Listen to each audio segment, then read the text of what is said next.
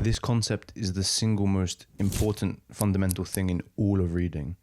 And it's so basic, but it underlines our whole careers in reading. If you're the type of person who reads for self-education, for wisdom, for learning, for seeing the world in a new light, then you cannot overlook this idea. It's the idea of information versus understanding, and they are different.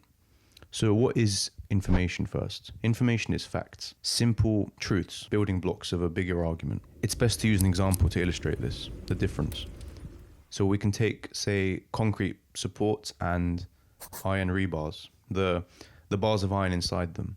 Now, I'm no engineer, so forgive me if I mess anything up here, but an example of information would be that iron rebar can expose concrete to structural failure. That's a simple sentence, it's a simple fact. But understanding comes when we ask why, when we ask how, and we ask all those different questions that build upon and expand on that information. Because if you walk away being able to say that exactly what I said, that iron rebars can expose concrete to failure, then it doesn't really matter. You're just kind of regurgitating a fact. But once you understand why, that's where real wisdom comes from. That's when you can really expand upon and link and connect these different ideas. So what is understanding in that context? If we ask how and why that is the case, then we can say that iron is ferrous, made of iron, obviously, and that is vulnerable to rust, to oxidation. And so when those oxygen molecules react with the iron, they expand into rust, iron oxide.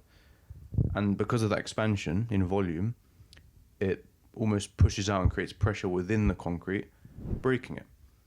So now that I've given you that information, or rather the new understanding, you can regurgitate the information, yes, but you can also expand upon it. And you also know why it's the case.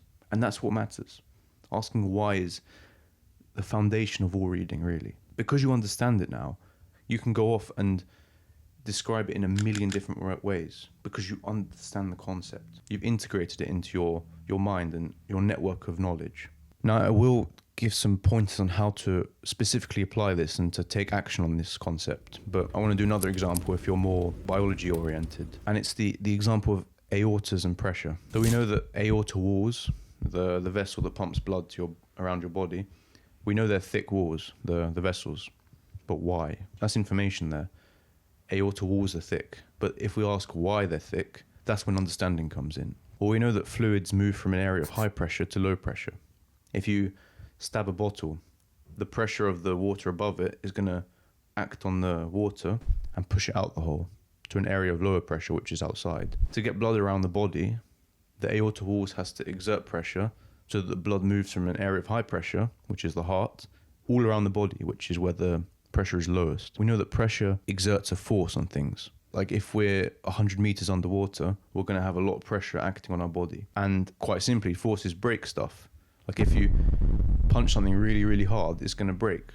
And that's because the force you're exerting is much higher. And if we get all those different ideas together and link them, that's when understanding comes in. We know that aorta walls, okay, they must be thick because there's an area of high pressure near them, and so they have to be able to withstand that pressure. And thicker things withstand pressure better. So I hope that's an easy to understand example on what the difference is. The information part is great and all, but it's only the building block of our wider understanding. And if we can't do that, if we can't bridge that gap, then we're not getting anything out of our reading. We can just be a walking encyclopedia if we remember this bank of information, but don't really get it and get the idea behind it. I hope that makes sense to you, but you might be asking, how can I make an actionable step towards applying this in my own reading? And I think the easiest way to do that is to just be aware of it, be aware of the concept of understanding, and always ask questions, especially how and why. And most of the time, the authors will attempt to explain that to you. Like they're not just going to give you information, unless it's an encyclopedia. They will explain something so you can understand it. But your job then is to be aware that you have the information, and now you have to understand it. And if you read their explanations, then do you really get what they're saying? Can you take what they say and rephrase it into your own words? Which, by the way, is the ultimate test of understanding. It checks if you understand it. And then if you don't, you can work to see what is missing. Maybe there's a key term you don't understand. Maybe your perspective is misaligned with the author and you're not receiving the message properly. Maybe it's not explained well. Maybe there's some link you're not making or some complicated idea he's saying. And as long as you're aware that you don't understand something, then you're in a great position to then go on and do it, to raise your understanding level and increase your wisdom in the process. And if you can do that for a whole book, you're going to leave a different person. So it's really essential to know the difference, to know what you have to do, to know where you lack.